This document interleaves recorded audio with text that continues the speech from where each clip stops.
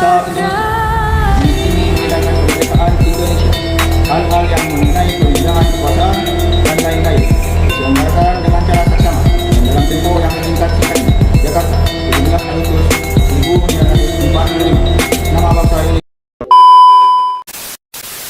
Indonesia adalah negeri yang besar, lahir dari perjuangan, darah, dan air mata para tokoh bangsa yang tak gentar menghadapi menjajah. Di balik kemerdekaan yang kita nikmati hari ini, ada semangat nasionalisme, nilai-nilai kejujuran, keberanian, dan tanggung jawab yang diwariskan kepada generasi muda. Namun, di tengah arus globalisasi, krisis mula dan tantangan zaman, kita harus kembali belajar nilai-nilai perjuangan mereka. Proklamasi kami, bangsa Indonesia, dengan ini menyatakan kemerdekaan Indonesia. Hal-hal yang mengenai pemindahan kekuasaan dan lain-lain diselenggarakan dengan cara saksama dan dalam tempo yang sesingkat-singkatnya. Jakarta, 17 Agustus 1945. Atas nama bangsa Indonesia, Soekarno-Hatta. Ia percaya bahwa kemerdekaan tidak bisa diberikan, tetapi harus direbut dengan perjuangan dan keyakinan. Dalam setiap pidatonya, Soekarno selalu menanamkan nilai-nilai persatuan. Jangan sekali-sekali meninggalkan sejarah, katanya. Dalam konteks kewarganegaraan, semangat Soekarno mengajarkan kita di tengah perbedaan suku, agama, dan budaya agar tetap saling menjaga.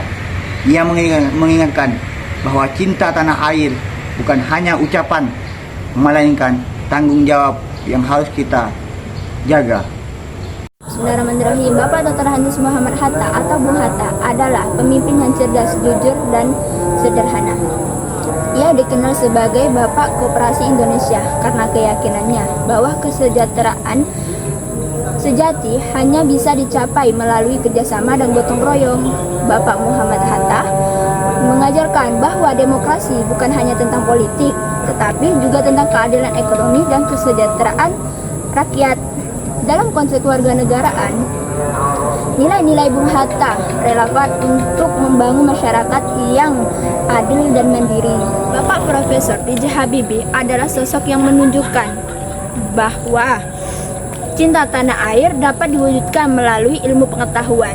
Sebagai insinyur kelas dunia, ia pulang ke Indonesia untuk membangun industri pesawat terbang dan mengangkat martabat bangsa di mata dunia.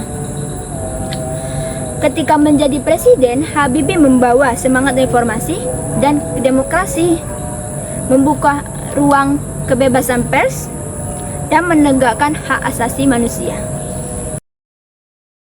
Abdurrahman Wahid atau Gus Dur, ia adalah Presiden keempat Republik Indonesia. Ia dikenal sebagai tokoh pluralisme dan kemanusiaan. Ia memperjuangkan hak asasi manusia dan persamaan bagi seluruh rakyat, tanpa melihat suku, agama, dan status sosial. Gus Dur mengajarkan bahwa keberagaman bukan alasan untuk terpecah, tetapi kekuatan untuk bersatu. Dalam konteks kewarganegaraan, pemikiran Gus Dur sangat relevan untuk membangun toleransi, menghargai perbedaan, dan menjaga perdamaian sosial.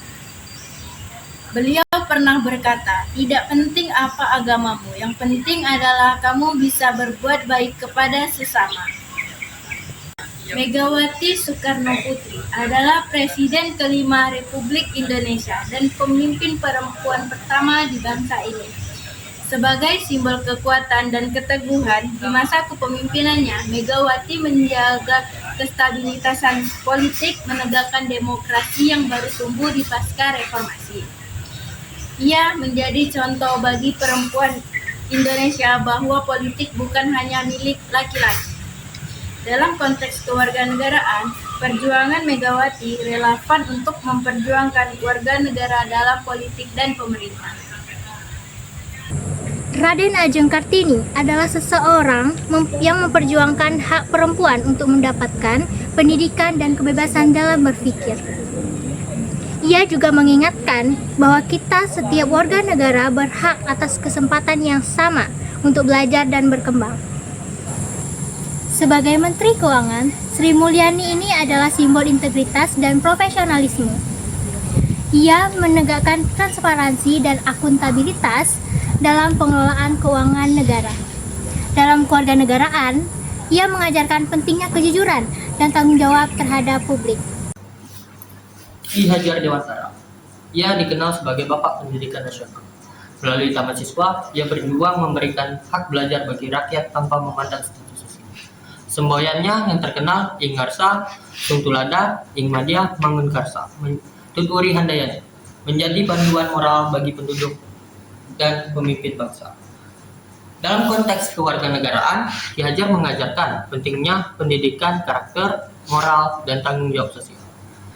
Ia menanamkan nilai bahwa warga negara tidak hanya pintar berpikir, namun juga bijak dalam bertindak. Panglima Besar Jenderal Sudirman adalah simbol sejati dari pengorbanan dan bela negara. Dalam keadaan sakit pun, beliau tetap memimpin perang gerilya untuk mempertahankan kemerdekaan Indonesia. Semangatnya menunjukkan bahwa cinta tanah air tidak bergantung pada kekuatan fisik, tetapi juga keteguhan jiwa.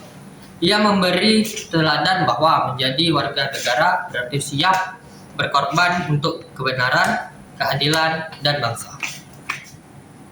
Haji Agus Salim adalah diplomat ulama sekaligus tokoh intelektual di negara Indonesia. Beliau dijuluki sebagai The Grand Old Man.